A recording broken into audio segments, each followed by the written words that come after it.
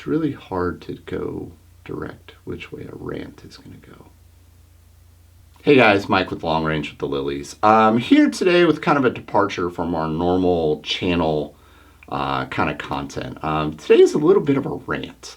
So if you're interested in that, stick around. If you're not, then, I don't blame you for clicking off. My rant this week is kind of what I feel like is the one thing that needs to happen across all precision rifle shooting sports.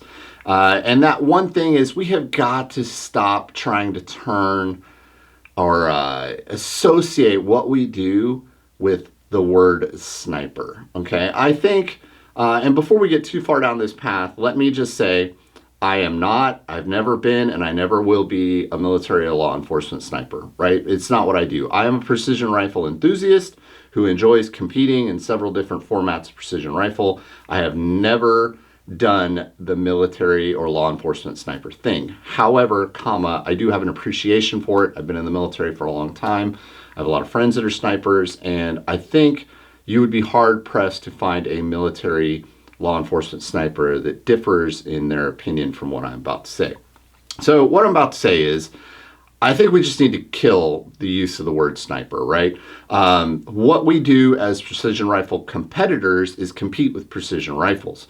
If you take, I'll use the PRS for example in this. I've often compared the PRS to Formula One, right? Formula One race car driving is kind of the automotive pinnacle of racing. You've got these cars that are custom, purpose-built, and tweaked, week to week to week. Every track they go, they set up the car differently.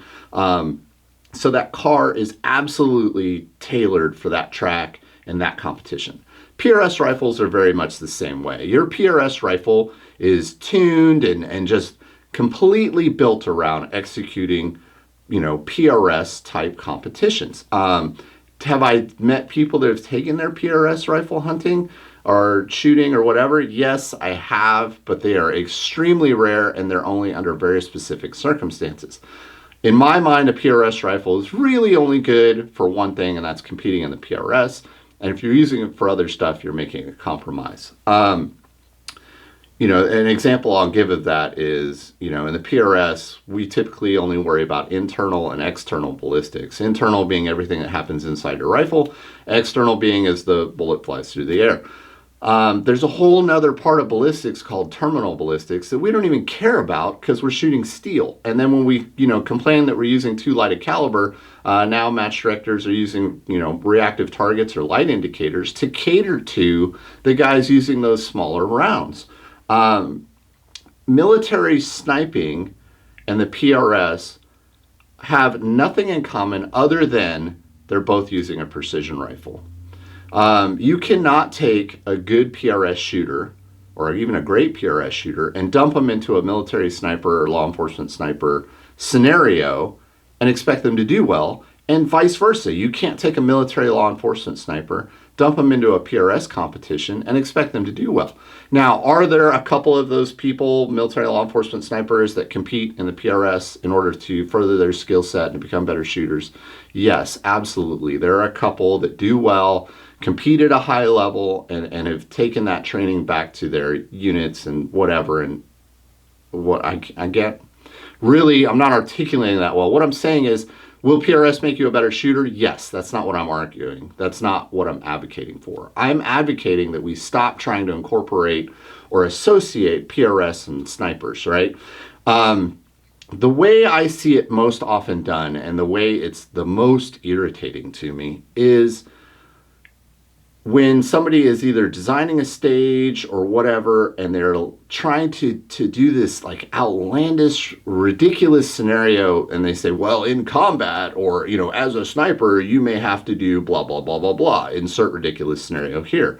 One of the examples I'll use, I recently shot a match that the guy said, you had to single feed your rounds with no magazine in the mag well because your mag could get destroyed and you may at some time have to operate without it, and it's a critical skill for you to single feed your rounds. Okay, the gun's not designed for that. B, that's retarded. Why would you ever only have one magazine? I cannot think of a scenario out there to where any military and law enforcement sniper is in a situation where they would have to single feed their weapon system because they were out of magazines completely, or they had all been destroyed. I don't know any military law enforcement sniper that only carries one. If they do, they're setting themselves up for disaster and they need to rethink their training. Again, I feel comfortable saying that even though I've never been a sniper. So why do that? Like, why try to make it something you're not? Just as a match director, just say like, hey guys, I wanted to mess with you, so here's the way your ridiculous stage is. Stop trying to associate it with the military or sniper, because A, you're getting it wrong. Like, and correct me if I'm wrong, guys. If there's a military law enforcement sniper that has been in this scenario and you can tell me about it, please reach out to me in social media and tell me I'm wrong. I'm not saying infallible. I'm infallible. I'm just going off of my, 20 plus years of military service and what I've seen and what I've heard. But like I'm saying, stop trying to make things something they're not. And the other time I see sniper is, it's when somebody's trying to justify their opinion about the way PRS things should do. Like, as a military sniper or as a former military sniper, I don't feel like we should do this or we should do that or we should do whatever. Like, nobody cares, dude. Nobody cares that you are a former military sniper. It doesn't give you any more credibility. It doesn't give you any more. Nobody's going to be like, oh man, you were a military sniper. You're the best. Like, the minute you take off your uniform, and it goes the same for me, the minute I take off my uniform and I stop doing the job that I am doing, I am no longer that person. I am a former this or that. And trying to act and live out my life like that's who I am and that's all I amounted to is, in my opinion, kind of sad. If you're the kind of person that did military service and you can't let that go and you feel the need to tell everybody what you did or who you are and that you're a quote unquote sniper, I don't know what to say to you, man. Like, it really, really bugs me to see guys that use their past and their history as justification for dumb shit they're doing now. So I realize that that's going to come off kind of harsh and people are probably going to have a field day with this video. I don't care. Like, I stand behind what I'm saying here.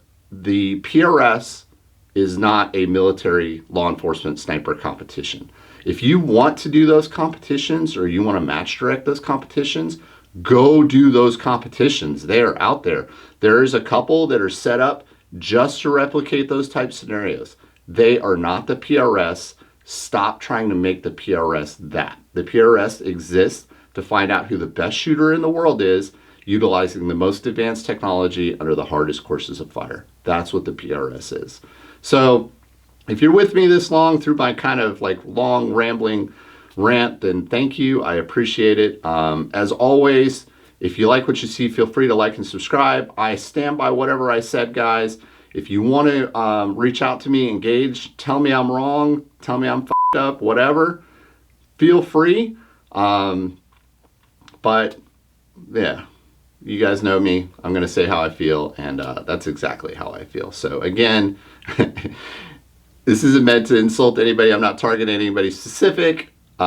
Just, it is what it is. Stop trying to bring the word sniper into precision rifle competitions. All right, guys, have a good one.